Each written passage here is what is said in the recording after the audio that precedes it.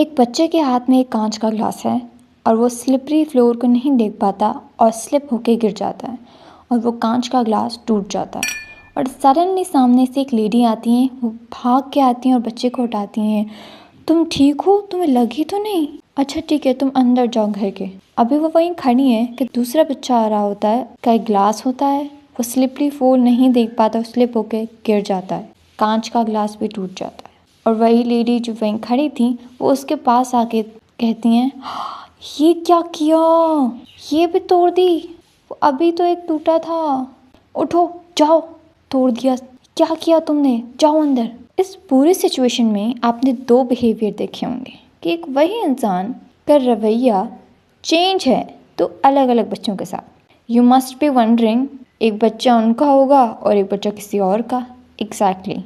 और जो बच्चा जिनसे बहुत प्यार से बात किया गया वो बच्चा उनका नहीं था। यस, वो बच्चा उनके गेस्ट का था और बच्चा जिसको डांट पड़ी वो उनका बच्चा था। इज़न्ट इट वियर्ड कि हम अपने बच्चे को ज़्यादा प्यार करते हैं बट स्टिल हम उसे ज़्यादा डांटते हैं और ज़्यादा गुस्सा दिखाते हैं बनिस्बत उन बच्चों के जिनको हम इतना ज़्यादा प्यार भी नहीं करते। चले देखते हैं इसकी साइकोलॉजी क्या है। जब हम किसी के साथ खुद को बहुत सेफ और सिक्योर महसूस करते हैं, जैसे कि हमारी फैमिली, जैसे हमें पता होता है कि हमें कोई जज नहीं करेगा। फॉर एग्ज़ाम्पल, अगर आपको पता चले आप पेपर्स में पास हो गए, उस वक्त आप अपने दोस्तों के साथ बैठे हुए हो, तो आपका रिएक्शन ज़्यादा से ज़्यादा क्या होगा? You will be really happy, you will tell everyone. But अगर यही सिचुएशन आपके घर में आपके साथ हो तो you will stand up, you start jumping and screaming, oh my god I pass exam. ये तो एक ही सिचुएशन में अलग अलग ग्रुप ऑफ पीपल के साथ आपका रिएक्शन चेंज था, क्योंकि आप ज़्यादा सेफ फील करते हो अपने फैमिली के साथ। यही सिचुएशन होता है इस स्टोरी में भी। इसलिए होता है क्योंकि हम अपने बच्चों के साथ ख़ुद को ज़्यादा महसूस करते हैं। हमें लगता है वो हमें छोड़कर नहीं जाएंगे, इसलिए हम अपना गुस्सा उन पर निकाल देते हैं। उसके अलावा हमारी एक्सपेक्टेशंस भी उनसे बहुत ज़्यादा होती हैं। अपने बच्चों से हम ज़्यादा उम्मीद रखते हैं, इसीलिए छोटी गलती भी बड़ी लगती है और अक्सर हम वही रवैये दोहराते हैं जो हमारे बड़ों ने हमारे साथ रवैया रखा, इस चीज़ को सोचे बगैर कि उस बच्चे पे क्या इम्पैक्ट होगा। बज़ाहिर हमें लगता है कि अभी मैंने उसे डांटा है, वो अभी तो गुस्सा होगा, बाद में वो भूल जाएगा, बट उस चीज़ का उसके माइंड में असर रहेगा, चाहे उसे ये बात याद रहे या ना रहे। जब कोई बच्चा कोई गलती करता है और आप उसे डांटते हो कि वो वही गलती आइंदा ना दोहराए, तो याद रखिए वो इसीलिए आइंदा वो गलती दोहराता नहीं है, वो इस वजह से उस चीज़ से बचता नहीं है क्योंकि वो उसको नुकसान पहुंचाती है। वो उस वजह से उससे दूर रहता है क्योंकि उसे डर लगता है आपसे कि आप उसे डांटोगे, आप उसे मारोगे।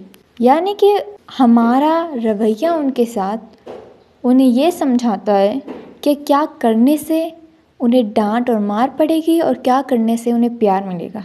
मगर उस पूरी सिचुएशन में वो इस बात को नहीं समझ पाएंगे कि उनके लिए गलत क्या है और सही क्या।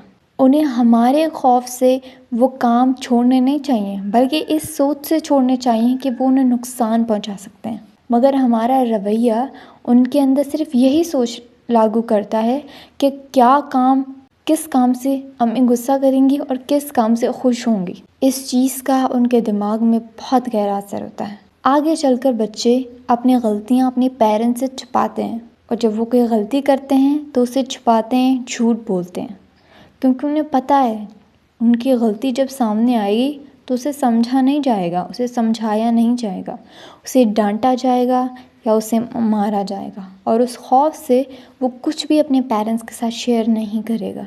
इससे आप अपने औलाद के बारे में साथ रहते हुए भी बेखबर रहेंगे कि उनके लाइफ में क्या चल रहा है, वो क्या कुछ हमसे कहना चाहते हैं वो नहीं कह पाएंगे इसी खौफ से। तो इस चीज़ को बदलना बहुत ज़रूरी है। इसके लिए सबसे पहली चीज़ है कि आप अपना रवैया चेंज करें। आई नो इतना आसान नहीं है क्योंकि हम उस रवैये के आदी हो चुके हैं, मगर at least we can try. Firstly, आपका बच्चा जब कोई गलती करे तो फ़ौरन रिएक्शन ना दें, पॉज करें और सोचें किस तरीके से आप उसे इस बात को समझा सकते हैं कि वो चीज़ उसके लिए सही नहीं है, क्योंकि आपके डांटने से उसमें सिर्फ खौफ आएगा।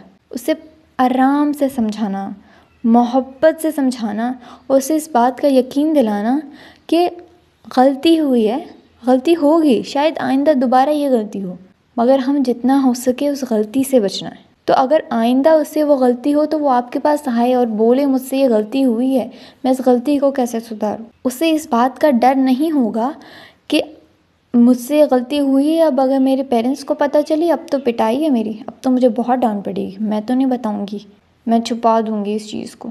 इसीलिए तो सिंपल ट्रिक्स से जब गलती हो तो प्यार से, मोहब्बत से उसे उस चीज़ को समझाना, उसे बार बार उसकी गलती का एहसास नहीं दिलाना, उसे बस उस सिचुएशन को समझाना है कि क्या उसके लिए नुकसानदेह है। और दूसरी बात कि जब हमसे कोई गलती हो उनके मामले में तो हम उन्हें माज़रत करें, उनसे सॉरी करें, ताकि वो पहली बात तो सॉरी करना सीखें और दूसरी बात उन्हें इस चीज़ का एहसास हो कि आप उनके साथ हो हर सिचुएशन में। आपसे जो गलती हुई है आप उसे रियलाइज़ कर रहे हो, तो उसे देखकर जब कल उससे गलती होगी तो वो छुपाएगा नहीं आपसे, आपको बताएगा। आपकी और आपके बच्चे में एक ट्रस्ट होगा फिर, क्योंकि आप उससे भी अपनी गलतियों का इजहार कर रहे हो तो वो भी गलतियों का इजहार आपसे करेगा। और ये ट्रस्ट बहुत ज़रूरी है। हमें उसके माइंड को समझना है, उसे समझना है, और ये बहुत ज़रूरी है।